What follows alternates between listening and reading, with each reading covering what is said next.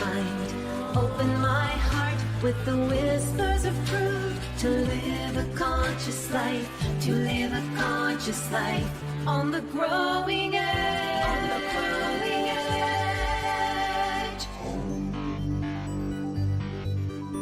And now, here's Ali. Hello and welcome to Growing Edge Live. I'm Ali Benjamin, and it is my absolute joy to be here today sharing conversations with individuals that channel their time, their talent, their energy, their resources, their love, their creativity into doing good work in the world. And if you're here for the first time, I'm really glad that you found us. And if you're back to enjoy more deep dives into the lives of some amazing creatives, I'm so glad that you came back. And I know today's conversation will inspire you and uplift you and give you some really great food for thought.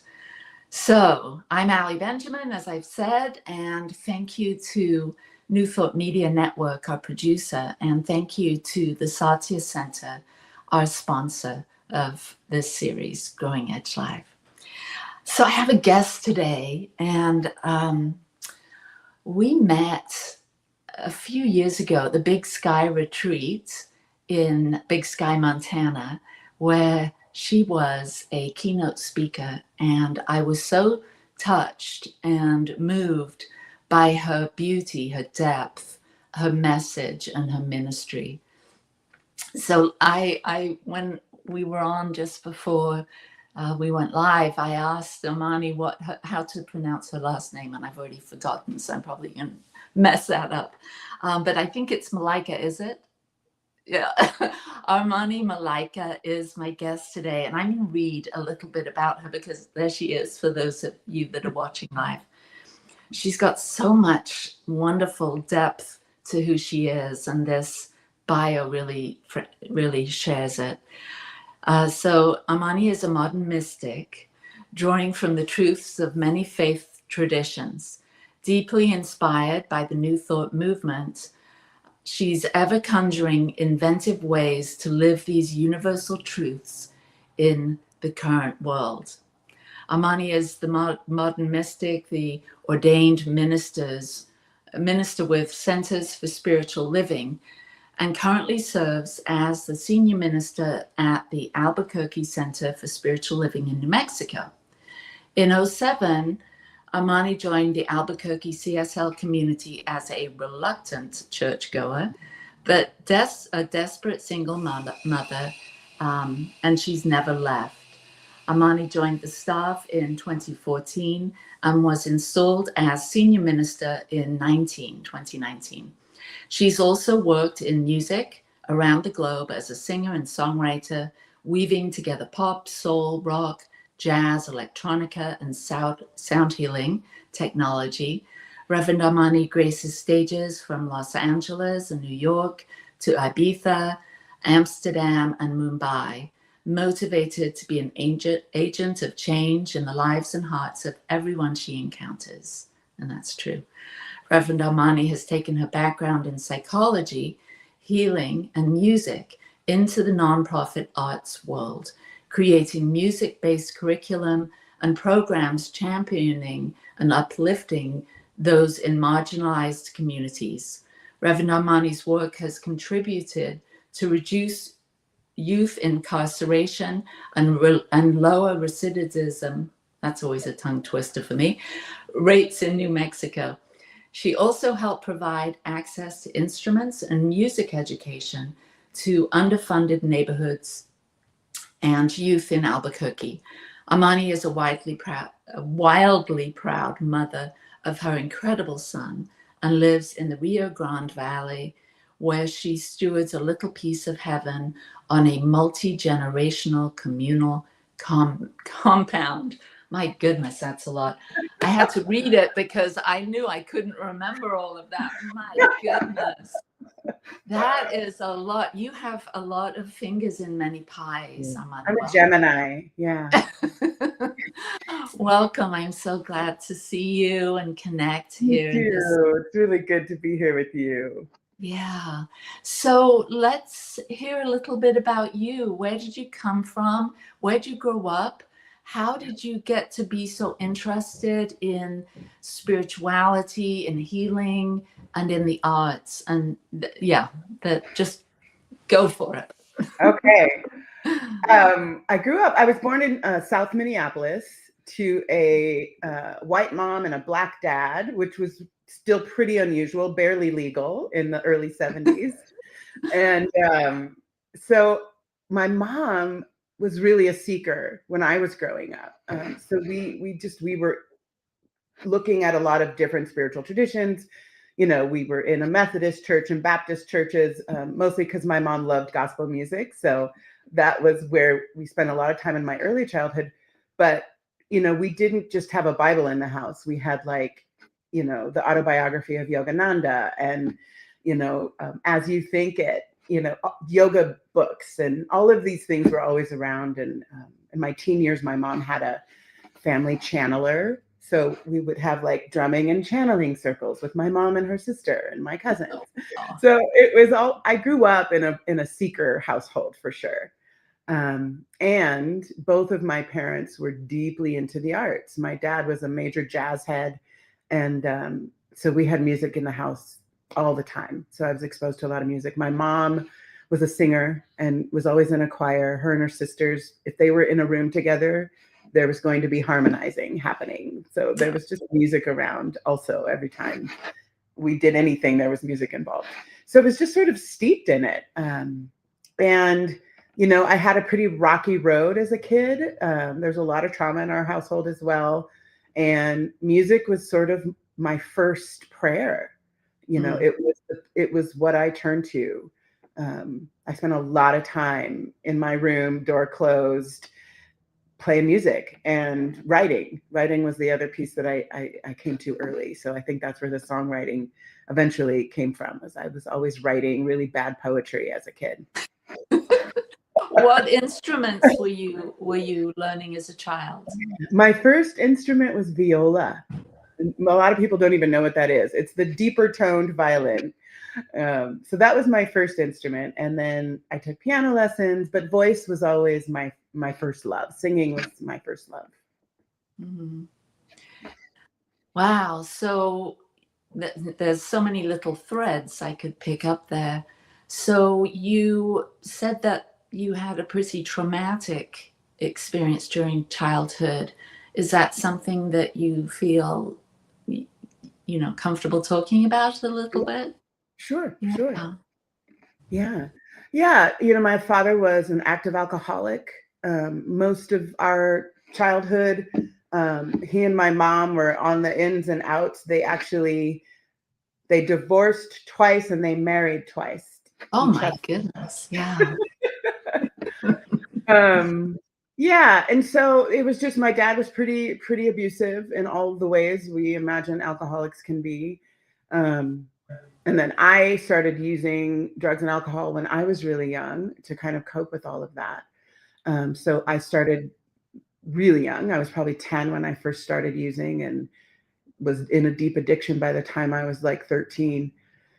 So there was just trauma, not only coming from my parents and the abusive nature of my dad's alcoholism, but also then all the situations I was putting myself in as an addict, as a young addict. So I ended up in rehab at 17 before I got out of high school. I was already sober. Wow. So that's a long sober journey. Mm-hmm. 17. Yeah. Wow. Yeah. Gosh, I can't even imagine. I have a granddaughter that's 10. And I can't imagine that a child of that age having, number one, having access to, and then how that might influence so much of the way you think, you know, the way you act out. Wow. Were there other kids your age, or were you hanging out with older kids? Both. I was using with kids my age and older kids. Yeah. And I was also, oddly enough, I was also very high functioning. So I was also like, you know, in student council and in the orchestra and in the theater Oh club. And my God. That is wild. yeah, so I think that's part of how I got away with it for so long, you know, because on the outside it looked pretty good, which was part of my family story, right? There was a lot of trauma and abusive behavior going on in our home, but on the outside we looked pretty together. Mm. Yeah, and so it was a long journey of healing, right? To really integrate what it meant to be whole and well and not masked and Yes. yeah. Yeah. What do you think helped you the most at 17 to find your way to sobriety? Because I mean, that's such a, when I think back to my own childhood, you know, that was the time I was getting into that kind of thing. And so Mhm. to be in a place of like coming out and finding yourself in terms of wholeness, or finding a spiritual path, or, you know, finding more functional ways of coping with reality, that's like something, you're like an early starter and an early grower. Yeah, And I was an early bloomer in a lot of ways. yeah. So talk a little bit about that, because Yeah, you were there with others that were probably more like me, coming into, you know, the acting out their difficult teenagers, you know, at 17, 18, 19, rather than 10, 11, yeah. 12. Well, I would say the sobriety came, you know, I was really, I had, you know, had gotten to a point where my addiction was really, I was in trouble, you know, I was gonna die, you know, it was bad. And the sobriety came because community. Mm. I mean, I had a crew of other sober kids that I met, obviously in treatment and rehab. And that was what saved my life, was really community. And I think that's one of the key elements. If anybody is looking for a way out of addiction, it's community. And if you find that in the 12-step community or in a faith community, wherever you find that, that's what saved my life, was the other folks who were trying to be well and survive and live. But I think what came next, which was, once I was sober, I had no idea how to face the world. I had no idea how to actually be present in my body, in my life, and deal with all the things that I had been running from in my addiction. So things got really ugly after I got sober. And I Say more took, about that, because yeah, people think that the quitting is the hard part. I don't want to burst anybody's bubble, but no. Yeah. No, it was like, oh my God, I don't know how to live without it. I actually have no idea how to just figure out how to get through a day and deal with my own inner life that I'm no longer, you know, numb from. And so that took a bunch of years. And I was actually institutionalized in mental health facilities off and on for the next several years, trying to figure that out. You know, I was diagnosed with post-traumatic stress disorder and, you know, depression and all the things that sort of come with that. And spent some years really trying to figure out how to stay on the planet. That was tough. It was tough. I think the thing that ultimately helped me turn the corner from all of the trauma and the healing was spirit. That's where my spirituality really came into play. I wouldn't have called it that earlier in my life. You know, I think I would turn to music, I would turn to writing, but it was really communing with the divine is what I was doing through all of that. But by the time I was in my early 20s, I knew that if I was going to stay on the planet, if I was going to have a life at all, there had to be something bigger than what I had known so far. And that's really when my spiritual journey consciously began. Did you have any, I'm going back a little bit, but you mentioned your mother and being a real seeker and, you know, having channeling thing. So so you had an exposure to that. Did you have any mystical experiences yourself as a child? Did a lot, and I thought that that was like the norm. You know, I talked to angels. I, you know, hung out with Jesus in my dream time. I was pretty dissociated. You know, I didn't know that as a kid that that's what was happening, but I spent a lot of time pretty out of my body. And so I was really comfortable with sort of like the etheric realms already as a young person. And I thought everybody did that, really. I thought everybody talked to, you know, beings that you couldn't really see. And I thought everybody knew that, you know, all of these prophetic teachers and from history would come talk to you in your dreams, and that was possible for all of us. Yeah. Wow. So now I'm jumping forward again. So were you part of the 12-step movement? I was for some years in my teen years, like in my early, when I first was getting sober and first trying to figure it all out. Yeah, I was in meetings every day. I was in 12-step meetings. Most of my friends were part of the 12-step program. It was life-saving for me. It was really, really important. I had a sponsor who I basically lived with, you know, off and on that first year of sobriety, who really was, you know, became another mother for me. So yeah, that was a huge part of my journey. I didn't stay in 12-step. I found other community through spiritual community and other queer community. I'm bisexual, so I was very steeped in queer community young. I came out young. So that really started to become my family as I got older and more stable. So what was how did you land on talk a little bit about your spiritual path from, I know I've been a part of 12-step myself in Al-Anon, and I know that definitely influenced me on my spiritual path, because it opened up for me a way of having a spiritual life outside of being in a church. Yeah. And so I'm wondering what your path was, and you know, to New Thought and plus, I guess. Yeah. I mean, same. I think, you know, by the time I was a teenager, you know, like I said, my mom's spirituality really shifted. I think the last church we were members of, and I was probably middle school, I was already using middle school, early high school, was a Unity church, which I didn't know anything about New Thought at the time.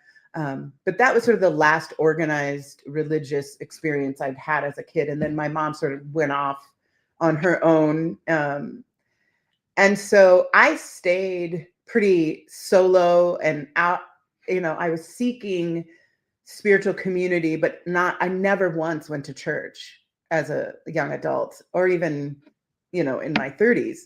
I was seeking and I wanted spiritual community, but it just never occurred to me to look for that in a church, actually.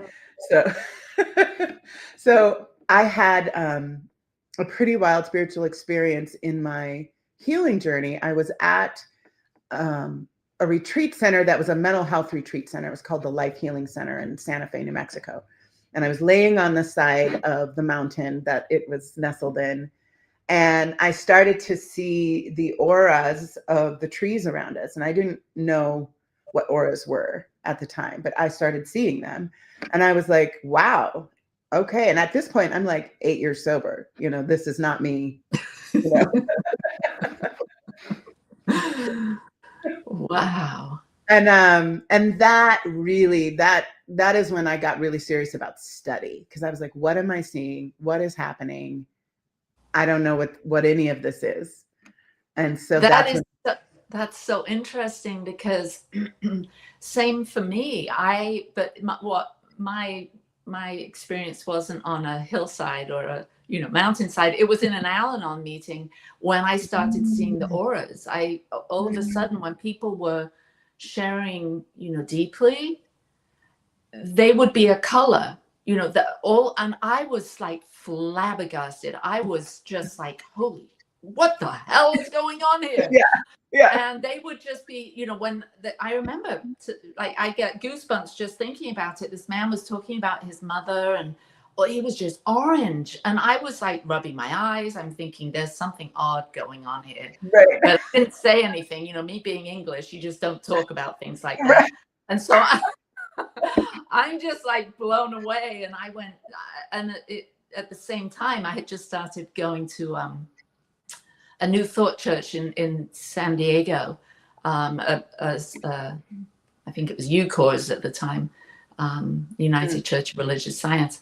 And I started like when the people were on stage singing, I would see this bright blue, like turquoise blue coming out with the words. And that was another way of just feeling like something big is going on, something real is happening. That's how it felt.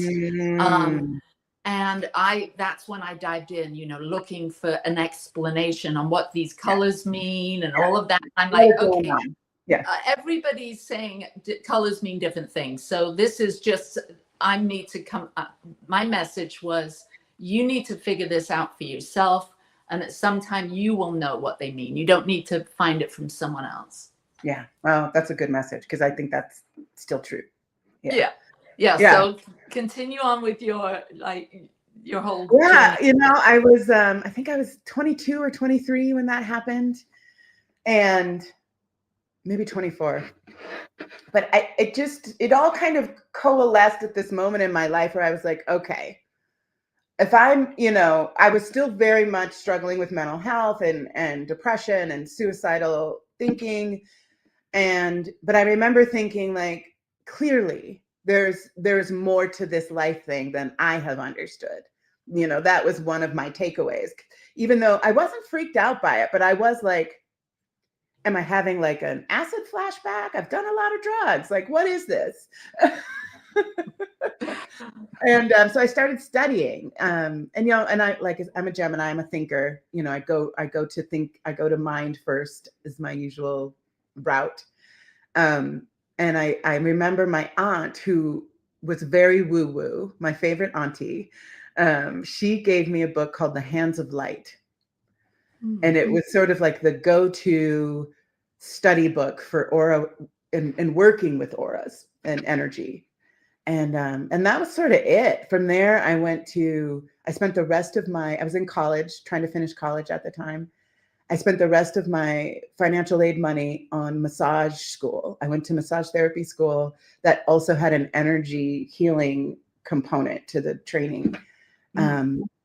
And yeah, I learned polarity and craniosacral, and I studied the chakra systems. I had a mentor who was an Ayurvedic teacher, and I just went all in trying to understand and kind of came away with understanding, like, oh, it's really just science. Like, of course there's energy fields that if we practice, we can see or hear or be in contact with. There's, more than the material realm.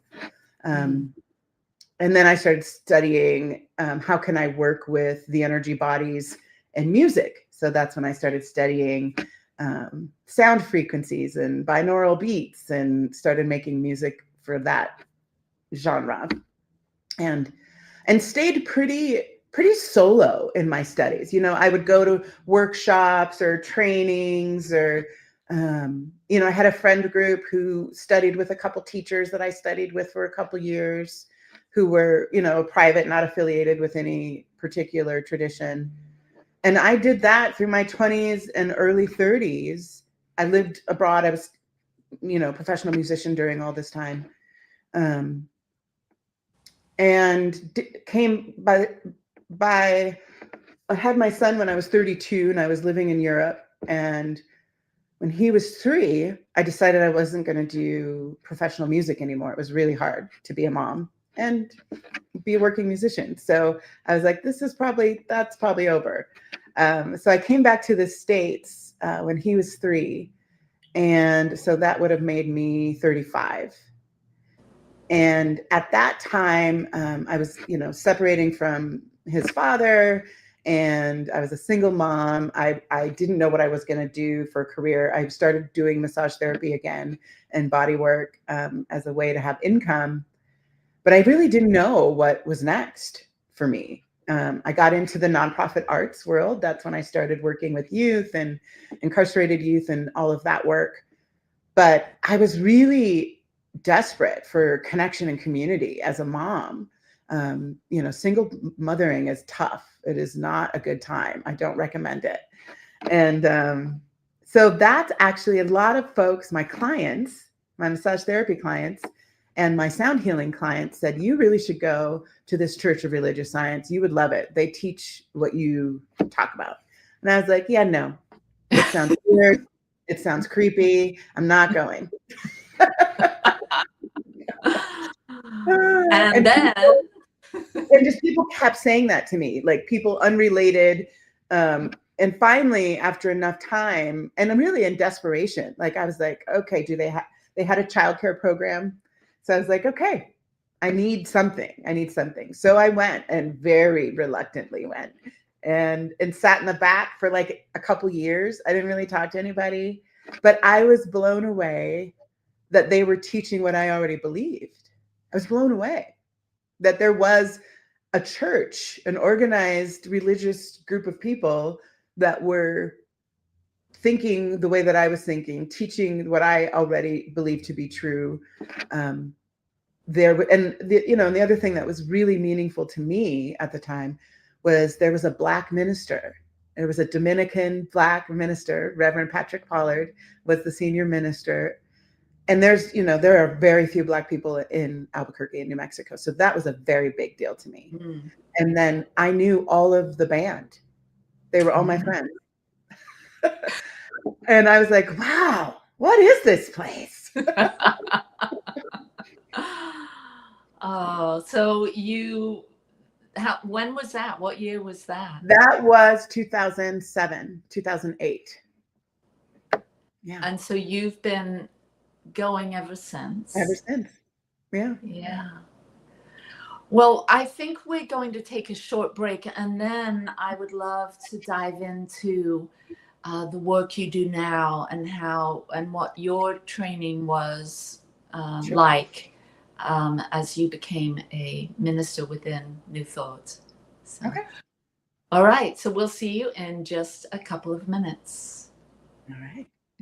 Please help us say thank you to our organizational sponsors, including the Hefferland Foundation, Affiliated New Thought Network, International New Thought Alliance, Science of Mind Archives and Library Foundation, Center for Spiritual Living Denver, Center for Spiritual Living Midtown, New Thought Philadelphia, Planned Happiness Institute, Summit Center for Spiritual Living, One Heart Retreats, Center for Spiritual Living on the Lake, Unity Kitchener, Unity Spiritual Center Ottawa, Om Center for Spiritual Living, thesatyacenter, Begin Within Ministries, Center for Spiritual Living North Jersey, Unity of Savannah, and the Center for Spiritual Living Seattle,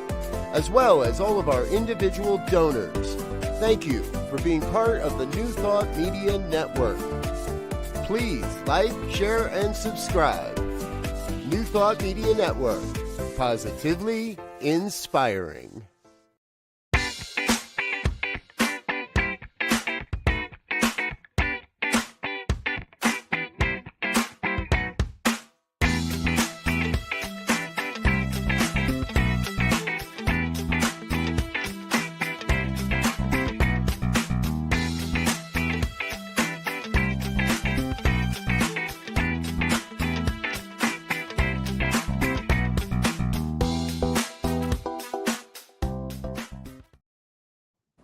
And we're back. So there's so much to draw upon as I'm thinking of my own path to becoming a minister and how I wove my passions and my art into my ministry.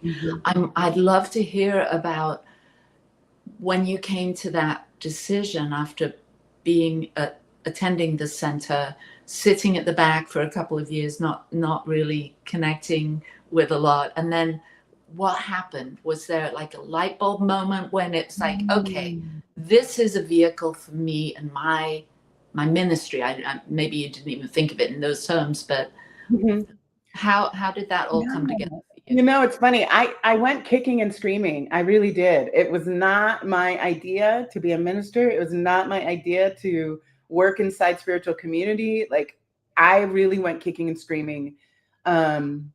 Right around my 40th birthday, I was sort of in a full-on identity crisis.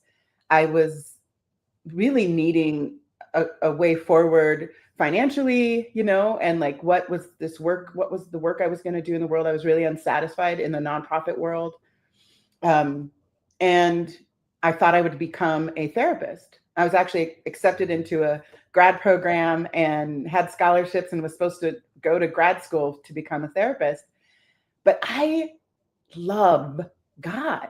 Like, my love is the divine, and anything that is going to bring me closer to it. If people were going to give me money to talk to them all day, all I really wanted to talk about was God. And so I literally called the school and was like, I'm not coming. And that's when I started prac studies to become a minister. And I knew when I started prac studies that I was going all the way through ministerial school.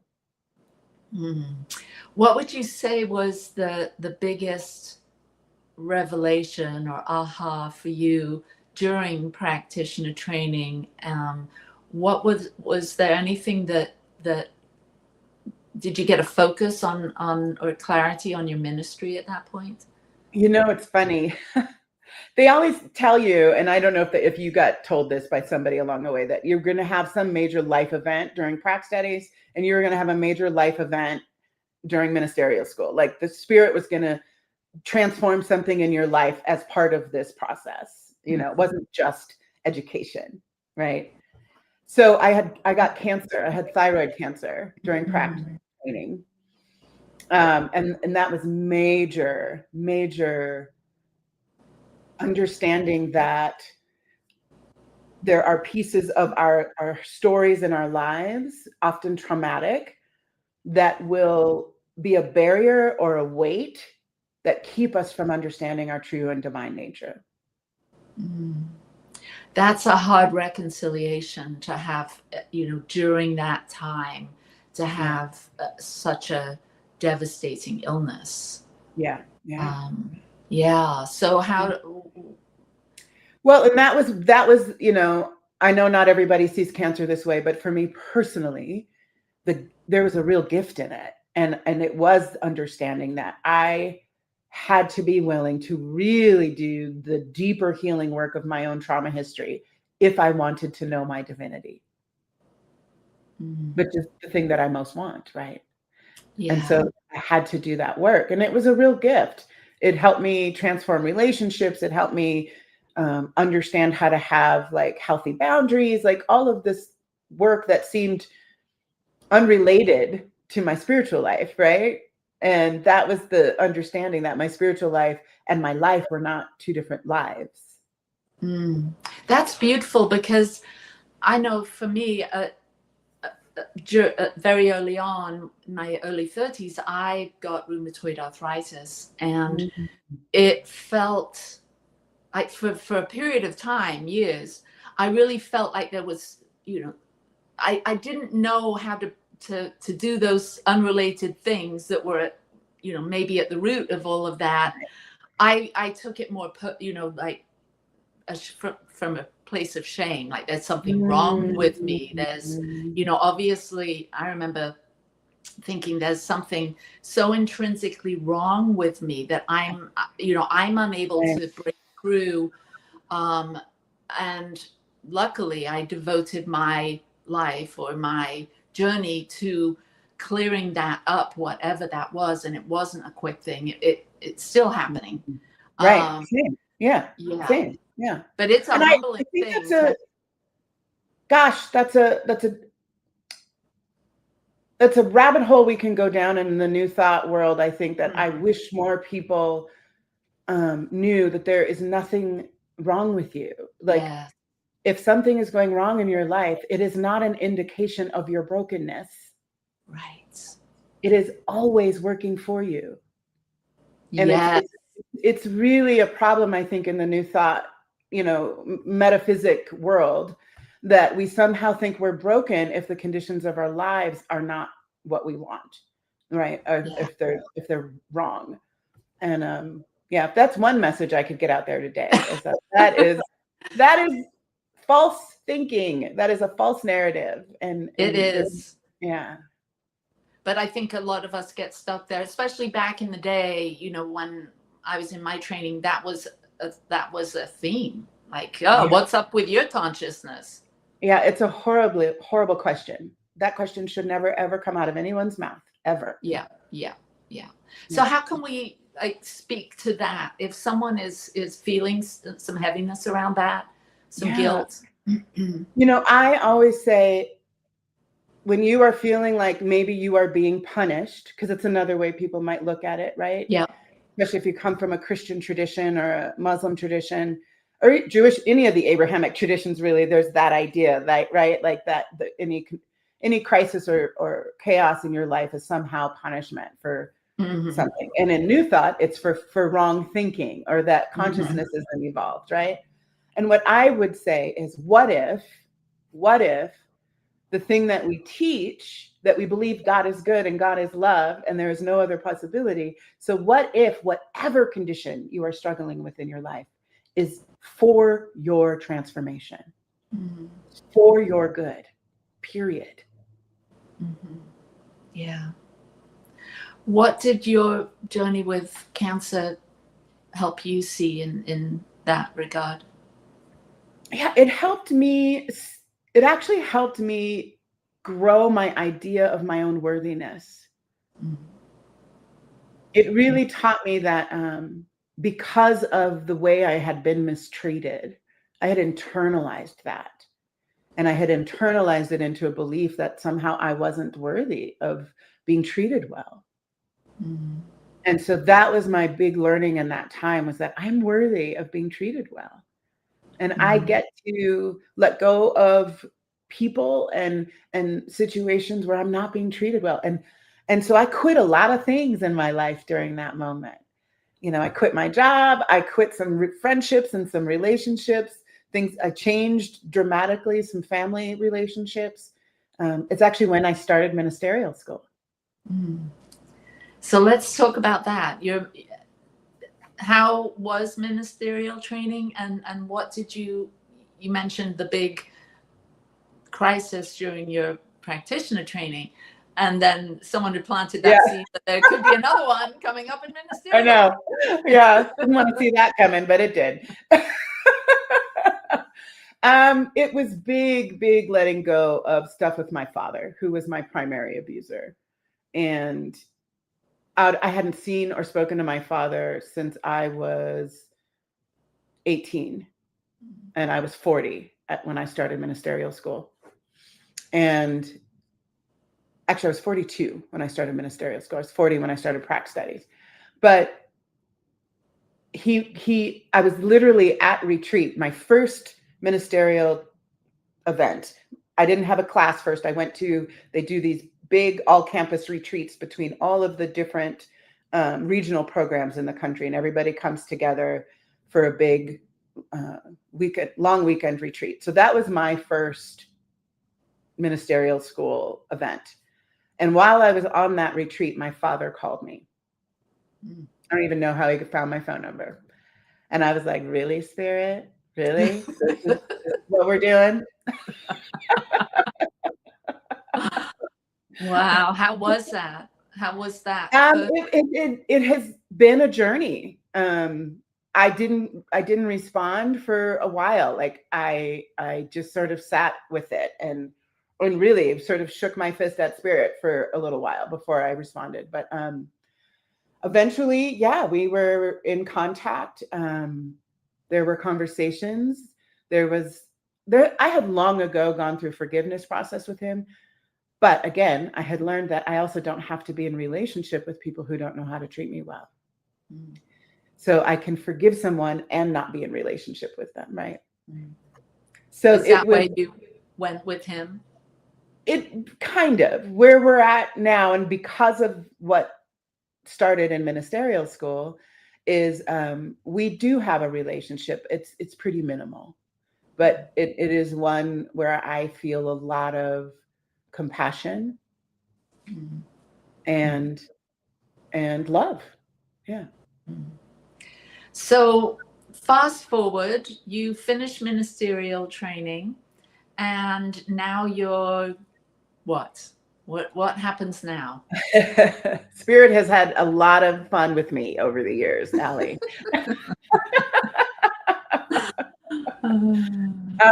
So the plan was that I was already on staff with the Albuquerque Center for Spiritual Living.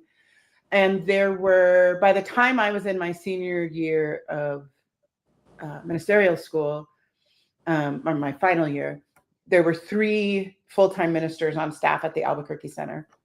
And I was part-time. I was almost full-time. I was a choir director. I was the executive assistant. I led the practitioner corps. I had other roles. So the plan was, when I graduated and licensed, that I would sort of take over pastoral care and some education programs, which was really my sweet spot. That was my sweet spot. That's what I was going to do. And 6 months after I graduated, the entire ministerial team was gone. And Oh I was my the only God. one left.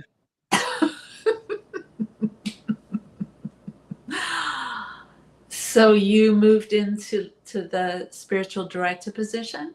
I did. Yeah. Wow. In a whirlwind of bad behavior and a lot of community hurt, I found myself standing in the senior minister role out of the blue overnight. Wow. So how did you navigate and negotiate all of that? Because I would imagine there's some hurt and some heartbreak and some Oh anger gosh, yeah. within It the was community. rough. Yeah, Yeah. it was really rough. We spent a year, and what's interesting is I do have this background in psychology, and I was planning to go to grad school as a therapist, and so my undergrad was already setting me up for that. I'd worked with pretty hurt people, right? All these incarcerated youth that I had worked with in my nonprofit life.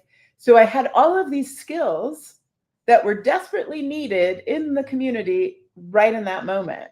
Mm. And I used all of them. Mm-hmm. And so we just spent a year sort of in healing mode.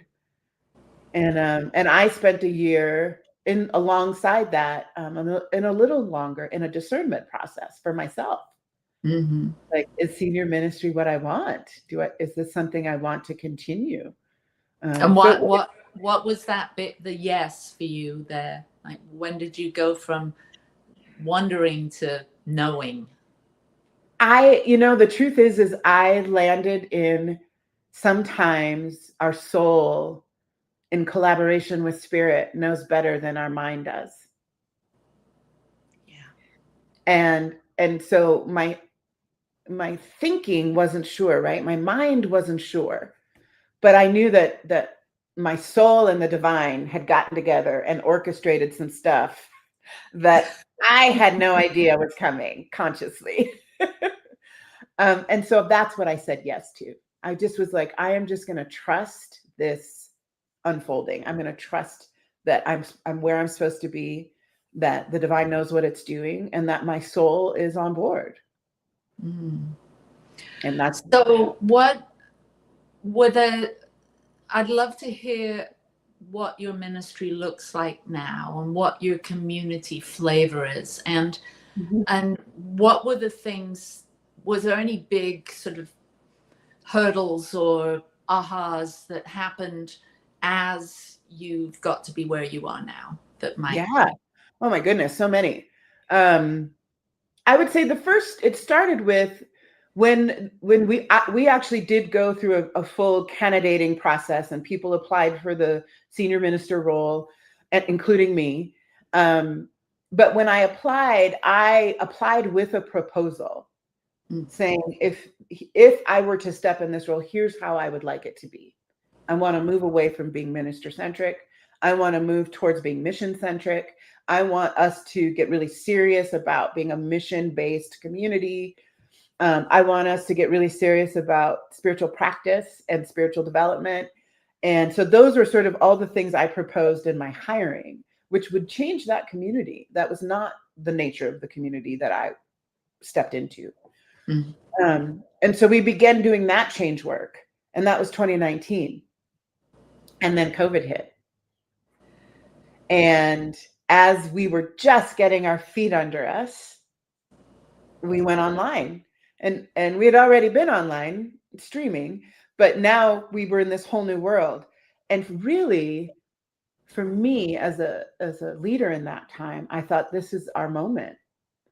If we're really going to create change and do this differently, do spiritual community differently, stop trying to follow a Christian model of church.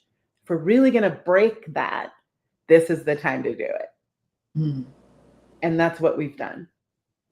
Yeah. So what could someone coming to your community expect? Like, who do you serve, and how does that look?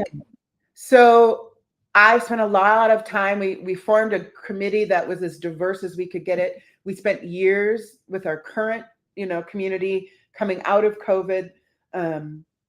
We started actually in 2020 during COVID, is really doing deep work around white supremacy, racism, bias. Why are trans people having a poor experience inside this community? Like, we did some really deep work in the current community to understand how we would need to change in order to be a place that would truly be a place of welcome for all. And so that's where we began the work in 2020. And over time, that has changed what Sundays look like, what our programming looks like, and really differently. So now we have named ourselves a community of practice. And when we get together, we're very consciously practicing and using our tools. And we've listened to a lot of people, young people, people of color, queer people, and they've told us with their voices and with their attendance about what they wanted. And that's what we do now. So we do sound baths. We do what we call Sunday Sing. We do dancing and moving meditation. Every month, we do one of those three things every month. We do a community discussion and potluck, the fourth Sunday of every month. That's what we do. We rest on fifth Sundays because one of our community practices is rest and Sabbath. And so we have 12 core practices that we've identified. And every month we focus on one of those practices. And that's what we do together, because we're a community of practice. Wow. That sounds like a really wonderful healing place to be in spiritual community with all of that focus and that attention and that intention. Yeah. Gosh. So these times that we're in right now, I'm hearing, as you're saying all the things that are so integral to your ministry, to your community. And I put that alongside what I'm seeing, if I dare, look on YouTube and see what the heck's going on in the world. Right. I can see that you're really offering an answer to the prayer of the dysfunction that is happening within our country. Yeah. It sounds like you already have some of the answers, or a place for people that are struggling with some of the issues we're hearing about in the news long before this all occurred. And so how have you met the moment with what you're seeing out there in the world people struggling with some of the trans issues, with some of the, discrimination issues. What are you hearing from the people? And I think here's the big thing I've seen change because of all of those things, right? Which were already happening, right? They were happening before. But I think there was a lot of folks, especially sort of middle-class America, who didn't have to be in touch with it, right? And now nobody's escaping the reality of the chaos and the harm. So I think the thing that I've seen change and what people are asking for is, I'm seeing that people really want connection and real community. People want a place to practice, because I still believe the answer to all of these times, the ills of these times, is a spiritual answer. Absolutely, 100%. That is the only reason I'm in ministry, is because I've believed that all along. The answer has always been spiritual. The revolution is a spiritual revolution. But if you are not practiced at using your spiritual tools to meet the crazy of your life, of these times, you need help to learn how to do that, to use your practices in this way, right? To integrate your spiritual life with your day-to-day life. And that's really what I think spiritual community is for. It's how can we come together, figure out how to use these tools? Like, I don't know, am I supposed to sit and meditate when the world's on fire? Yeah, you're still supposed to sit and meditate when the world's on fire. We still need to know how to still and connect with the divine more than ever. Yeah. And so I see people, they want the practices and they want connection. They want a place where they know they can be seen, be safe, and not safe in a performative way, but really safe to be messy, to be unsure, to be afraid, and to be powerful and joyful and grateful. Mm. So when you have someone come in, a newcomer, or a friend of a friend brings a friend, and they see your ministry, your community, the way you have practiced so centralized to what you're doing, and they're not familiar with dance or meditation or mantras or music as being a part, music is like a performative thing, not a, right. You're going to sing today. Right. Like, so how would you, talk to that person? Because someone could say, well, that's not spiritual, or that's not, something I'm used to. How would you talk them into it, so to speak? Well, I don't. I say we do things really differently around here, and you'll know if it's a fit for you. You'll feel it. And what I have found, surprisingly, as most people have the experience and are delighted by what happens inside them. Yes. Because they've danced with other people, or because they sang these heartbreaking lyrics that broke them open and let them be in community in this broken open space. So it sounds like a very deep experience to be a part of your community. It could be. And it's also fun. We have a lot of fun. Yeah.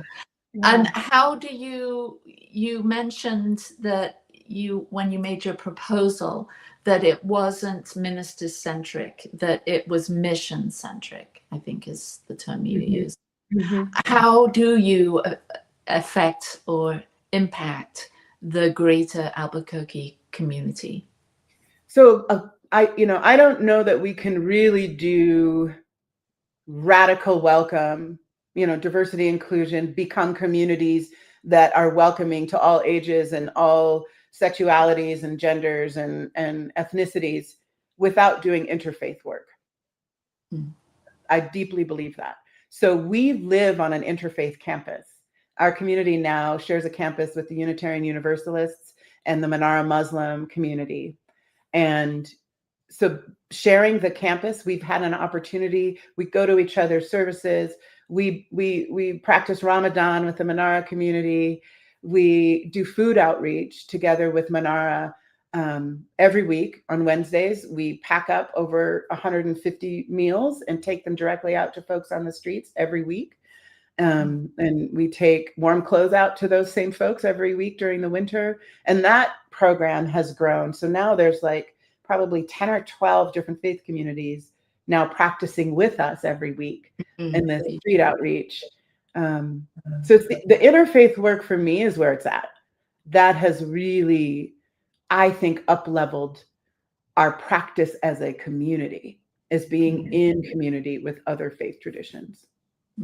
What a beautiful community and environment setting to offer people a way to come in and be of service and to give their own sense of giving back or service wings and legs to actually do it.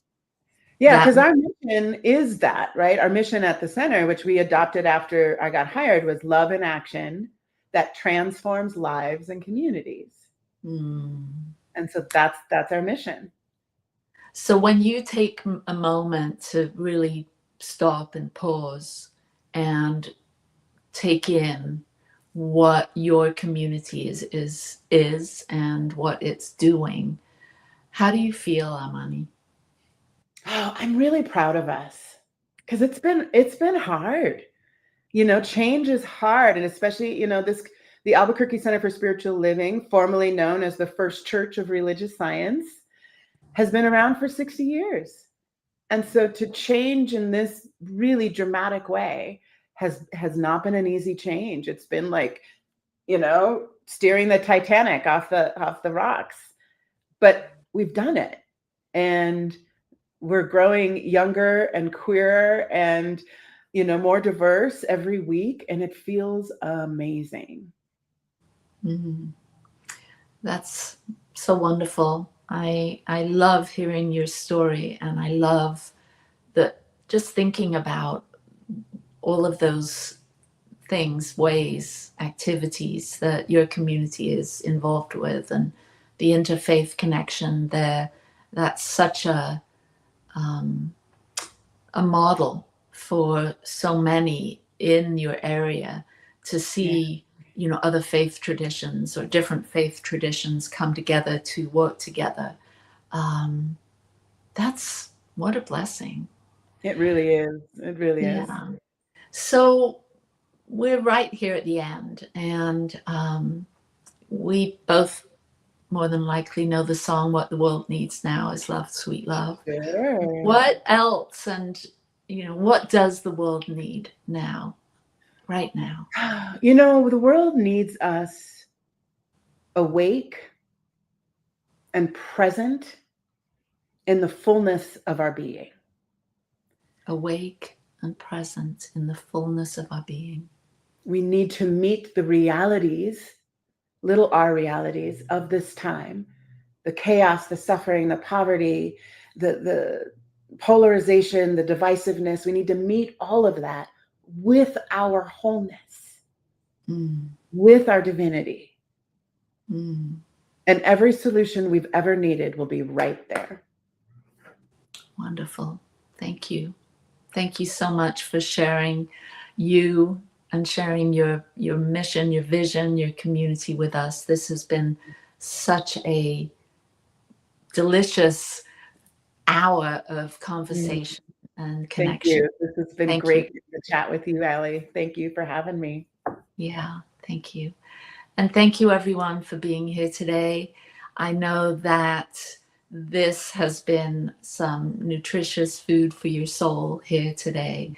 Thank you, Reverend Amani, and thank you to the New Thought Media Network and the Satya Center, and to you. I look forward to seeing you next week, and peace and blessings, lots of love. Bye-bye. Free my mind, open my heart with the whispers of truth.